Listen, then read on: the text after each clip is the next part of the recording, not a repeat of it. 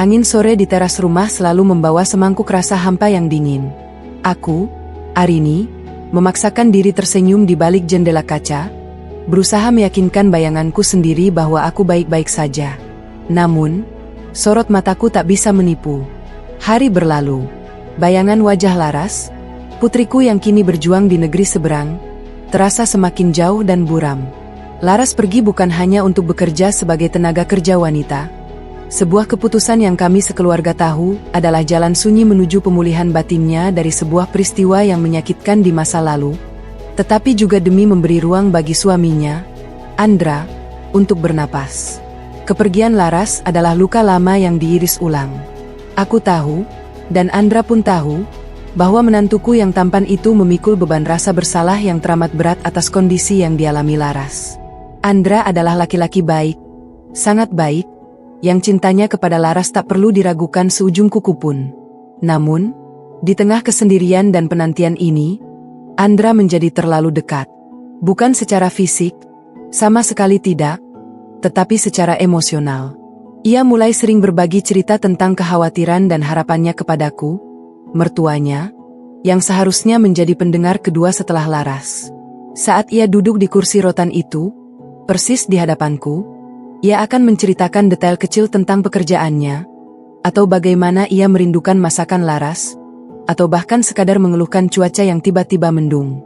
Hal-hal sepele ini yang seharusnya tidak menjadi masalah, justru memicu alarm berbahaya di hatiku. Kehangatan dan perhatian Andra yang begitu jujur dan lembut terasa seperti api kecil yang tidak boleh kubiarkan membesar. Ini adalah jenis keintiman emosional yang kubutuhkan. Ya, sebagai seorang ibu yang juga merindukan putrinya. Namun, keintiman ini bukan hakku. Itu adalah hak Laras seutuhnya. Bu, kenapa ibu terlihat cemas? Suatu sore, Andra bertanya. Suaranya pelan dan menenangkan seperti deburan ombak yang jauh. Aku terkesiap. Bahkan nada suaranya pun terasa terlalu akrab. Aku menggeleng cepat. Tidak ada apa-apa, Nak. Hanya memikirkan Bapak. Sudah beberapa hari ini ayahmu itu mengeluh pegal-pegal. Padahal dalam hati, yang kukhawatirkan bukanlah suamiku, tetapi diriku sendiri. Aku takut menjadi sandaran emosional Andra. Aku takut perhatianku, meski didasari cinta kasih seorang ibu mertua, justru akan membuat Andra merasa nyaman. Terlalu nyaman, hingga melupakan bahwa ada Laras yang tengah menanti di seberang samudra, menanti ia kembali menjadi suami yang utuh. Laras membutuhkannya, bukan aku. Dan aku, sebagai seorang ibu, harus memastikan bahwa rumah tangga putriku tetap tegak di atas fondasi cinta yang seharusnya. Rasa bersalah ini menindih dadaku, seolah aku sedang mencuri kebahagiaan yang bukan milikku. Aku harus menjaga jarak. Aku harus kuat demi Laras. Senja datang terlalu cepat hari itu, menarik tirai oranye keunguan yang hangat. Andra masih duduk di teras, tangannya menggenggam secangkir teh yang sudah mendingin. Setelah aku berusaha mengalihkan pembicaraan dari kecemasanku ke kondisi Pak Heru, Andra justru memperdalam pandangan matanya, seolah ia bisa membaca semua gejolak yang kusembunyikan. Bu, katanya lagi. Kali ini ia mencondongkan tubuh sedikit ke depan, mengurangi jarak fisik yang sejak awal sudah kucoba pertahankan. Saya tahu apa yang ibu pikirkan. Saya tahu ibu khawatir. Jantungku berdebar tidak keruan. Apakah ia benar-benar bisa melihat kekacauan batinku? Aku menarik napas panjang. Bau bunga melati yang harum dari taman terasa menyesakkan. Khawatir tentang apa? Nak, ayahmu. Tentu saja aku khawatir. Andra tersenyum tipis, senyum yang mengandung pemahaman yang dalam, tetapi juga sedikit kesedihan. Bukan hanya ayah, Bu. Ibu khawatir tentang saya, tentang posisi saya di sini, di rumah ini saat Laras tidak ada. Ibu takut saya berlebihan. Kata, berlebihan, itu bagaikan gema yang memantul di relung hatiku. Tepat itulah yang kukhawatirkan. Aku takut kehangatan yang ia tawarkan, dan yang diam-diam ku terima, akan tumbuh melampaui batas kewajaran antara mertua dan menantu. Aku tidak ingin ikatan batin yang kami bangun ini disalahartikan, apalagi sampai menyakiti Laras. Aku takut Laras yang tengah berjuang untuk dirinya sendiri di sana merasa terpinggirkan. Andra, bisikku. Suaraku nyaris hilang.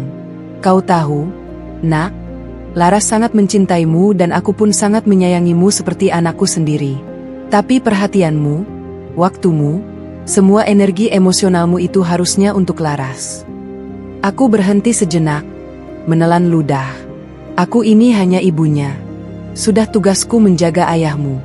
Kau harus menjaga hatimu agar tetap utuh untuk istrimu. Andra mengangguk pelan seolah menerima setiap kata yang keluar dari mulutku.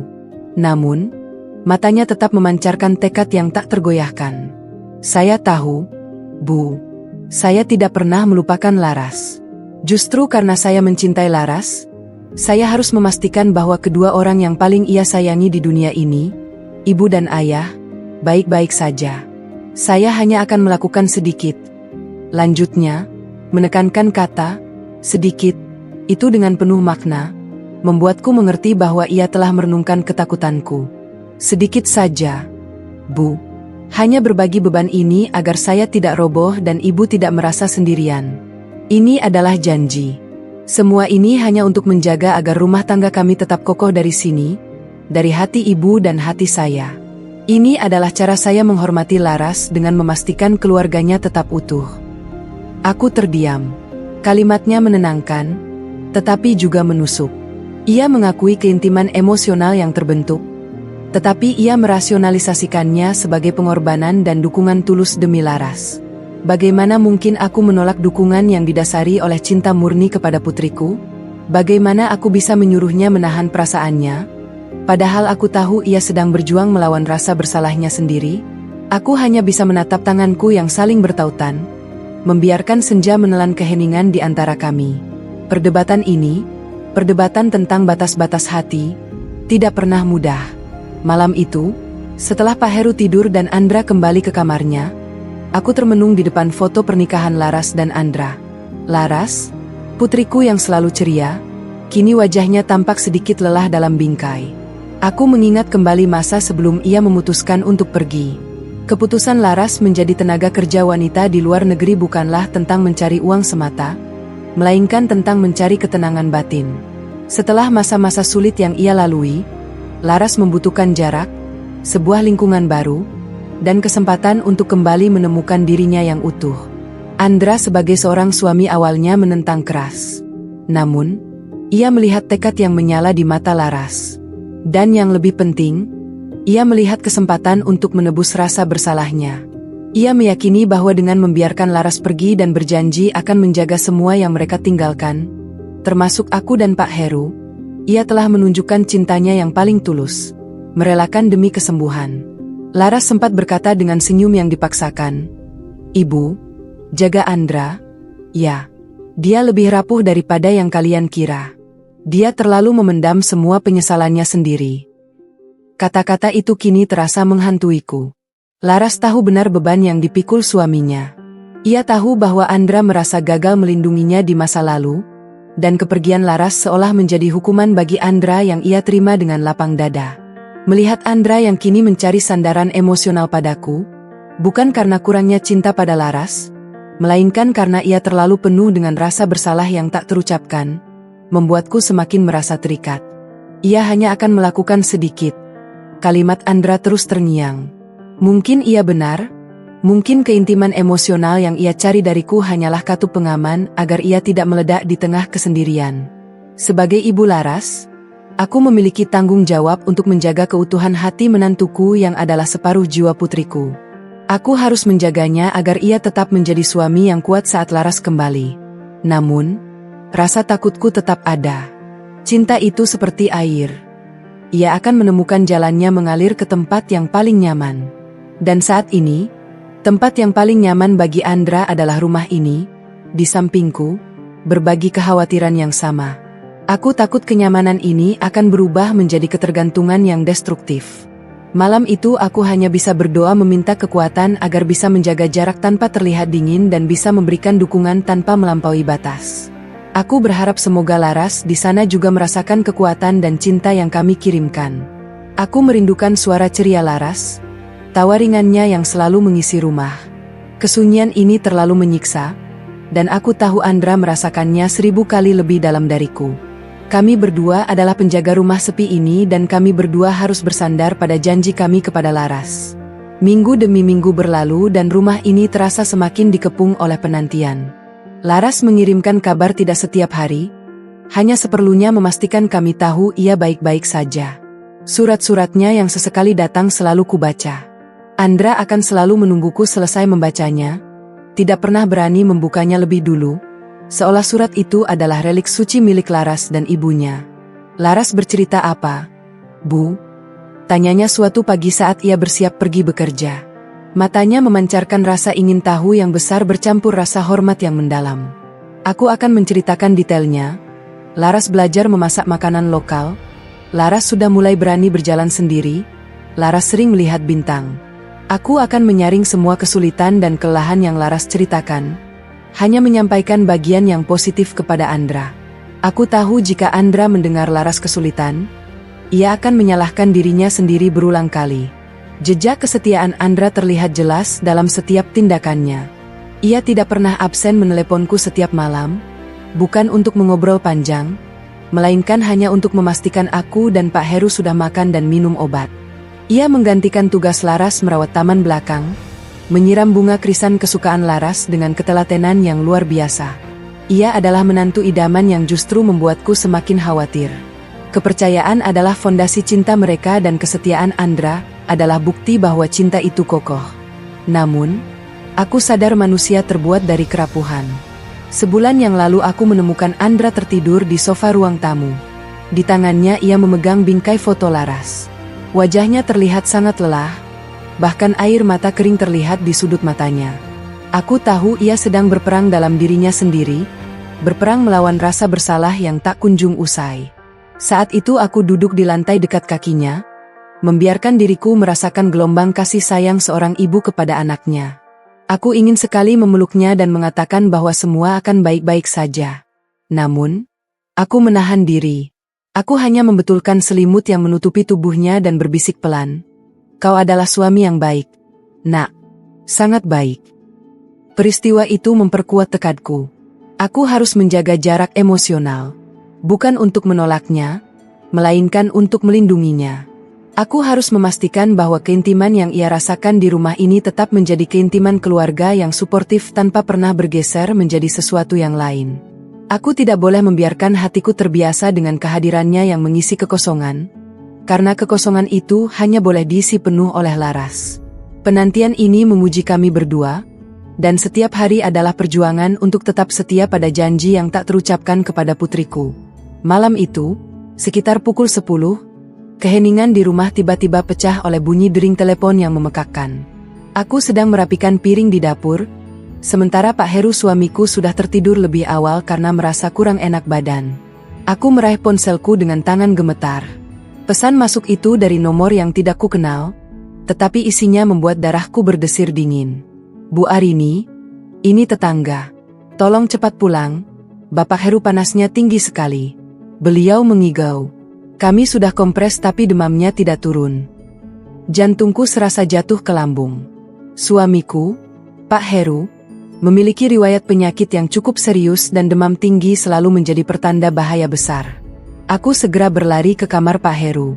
Benar saja, tubuhnya terasa membara saat ku pegang. Keringat dingin membanjiri dahinya dan ia memang bergumam tidak jelas.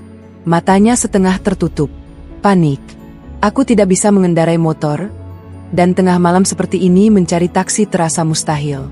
Tiba-tiba semua kekhawatiran dan pergulatan batinku dengan Andra menguap seketika. Masalah siapa yang harus menerima perhatian emosional Andra? Siapa yang boleh menjadi sandaran hatinya? Semua terasa tidak penting lagi. Yang penting saat ini hanyalah keselamatan suamiku. Tanganku mencari ponsel tanpa pikir panjang. Aku harus menghubungi Andra. Dialah yang paling dekat, paling bisa diandalkan. Aku mendial nomornya. 1 dering, 2 dering, hingga di dering ketiga, Andra mengangkat. Ya, Bu, ada apa? Suara Andra terdengar sedikit serak karena baru bangun tidur. Andra, tolong cepat ke sini, Nak. Ayahmu, Pak Heru, demamnya tinggi sekali. Dia mengigau. Badannya panas sekali. Aku takut, Nak. Aku tidak tahu harus berbuat apa. Aku berbicara dengan napas terengah-engah. Air mata mulai menggenang di mataku karena rasa takut yang teramat sangat.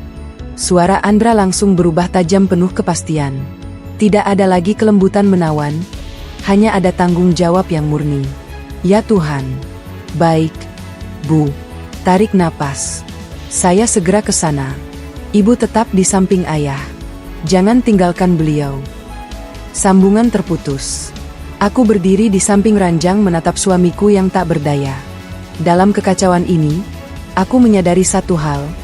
Sosok yang kucari bukanlah orang lain, melainkan Andra. Dialah kepala rumah tangga pengganti sementara Laras, dan orang yang kupercayai untuk menjaga kami. Semua kerumitan dan batas-batas emosional yang selama ini kurawat dengan hati-hati terasa remuk di bawah desakan ancaman nyata ini. Aku hanya bisa menunggu, berharap ia datang secepat mungkin. Tidak lama setelah itu, suara deru motor Andra yang terhenti mendadak terdengar dari luar. Hujan tiba-tiba turun deras, seolah alam ikut merasakan ketegangan kami. Andra langsung masuk, tubuhnya basah kuyup, tetapi matanya hanya tertuju pada Pak Heru yang terbaring lemah. Ayah, bisiknya, segera menghampiri dan memeriksa suhu tubuh Pak Heru. Wajahnya pucat menunjukkan kekhawatiran yang mendalam. Aku berdiri di ambang pintu melihat pemandangan itu. Tanggung jawab dan kepanikan yang kurasakan membuatnya terdiam. Tetapi justru di momen krusial ini, perasaan bersalahku terhadap Andra kembali menyeruak. Aku merasa telah menahannya, menghambat keintimannya yang tulus hanya karena kekhawatiran akan batas yang tidak jelas. Saat Andra mengambilkan baskom dan air hangat, aku mendekat. Andra, maafkan ibu. Harusnya ibu lebih memperhatikan ayahmu. Ibu terlalu fokus pada... Aku berhenti, tidak sanggup menyebutkan kekhawatiran tentang kamu dan aku. Andra menoleh. Tatapannya lelah namun tegas. Jangan bicara seperti itu, Bu. Ini bukan salah siapa-siapa. Ia meletakkan baskom itu dengan sedikit kasar. Dan di tengah derasnya hujan, ketegangan emosional kami meledak. Ini salah, Ibu. Aku meninggikan suaraku sedikit. Suara batinku yang selama ini tertahan akhirnya keluar. Aku terlalu khawatir dengan perhatianmu. Takut semua ini berlebihan. Aku takut menjadi terlalu nyaman dengan keberadaanmu yang mengisi kekosongan Laras. Aku takut kau melupakan istrimu, Nak. Air mata mengalir deras di pipiku. Andra menatapku lurus. Matanya memantulkan bayangan lampu kamar yang redup. Ia tidak membentak, tetapi nadanya penuh penyesalan. Ibu kira keintiman ini yang saya inginkan? Saya merasa bersalah setiap hari atas apa yang terjadi pada Laras. Saya tidak berhak menerima dukungan emosional yang penuh dari siapapun selain Laras. Tapi saya manusia, Bu. Saya hanya ingin sedikit sandaran, sedikit saja kekuatan dari orang yang juga mencintai Laras agar saya tidak jatuh. Jika saya jatuh, siapa yang akan menjaga kalian? Siapa yang akan Laras cari saat ia kembali? Saya butuh kuat bersama ibu. Ini bukan cinta yang salah, Bu. Ini cinta keluarga. Kata-kata itu menghantamku. Puncak konflik ini ternyata bukan tentang larangan fisik, melainkan tentang pengakuan, kerentanan, dan pembelaan atas cinta yang murni. Andra juga berjuang melawan batas-batas yang kubuat. Perdebatan kami terhenti tiba-tiba ketika Pak Heru mengeluarkan erangan yang lebih keras. Andra segera menoleh. Semua emosi di wajahnya langsung tergantikan oleh kepanikan. Ayah. Sudah, Bu. Kita selesaikan ini nanti. Sekarang kita harus memberi ayah obat penurun demam secepatnya. Krisis nyata di depan mata memaksa kami menghentikan peperangan batin. Andra memegang tanganku. Tangannya yang dingin menenangkan tanganku yang gemetar. Saya akan ke apotek. Ibu tunggu di sini. Andra pergi secepat kilat. Aku hanya bisa menatap punggungnya yang menghilang ditelan derasnya hujan. Ia bahkan tidak sempat berganti pakaian, hanya mengenakan jaket seadanya di bawah hujan yang tidak menunjukkan tanda-tanda mereda. Aku kembali ke sisi ranjang Pak Heru, membersihkan keringat di dahi suamiku, mengganti kompresnya dengan air dingin yang baru. Suhu tubuhnya masih tinggi, tetapi kehadiran dan sentuhan tanganku terasa menenangkan. Aku menggenggam tangannya yang besar dan rapuh itu dalam kesunyian yang mencekam, hanya dihiasi suara hujan dan rintihan pelan. Pak Heru, Aku merenungkan semua yang baru saja terjadi.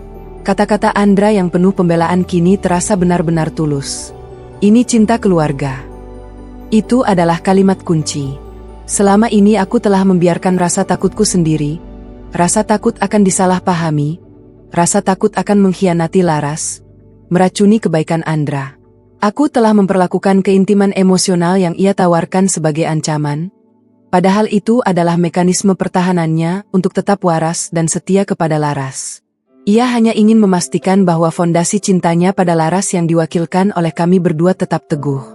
Ia mencari sedikit kekuatan untuk menjalankan tanggung jawab yang besar. Tindakan Andra malam ini adalah bukti nyata dari cintanya yang murni. Ia tidak berpikir dua kali. Di tengah pertengkaran emosional yang menyakitkan, ia segera mengesampingkan harga diri dan memprioritaskan nyawa ayah Laras. Ia adalah sandaran yang sesungguhnya.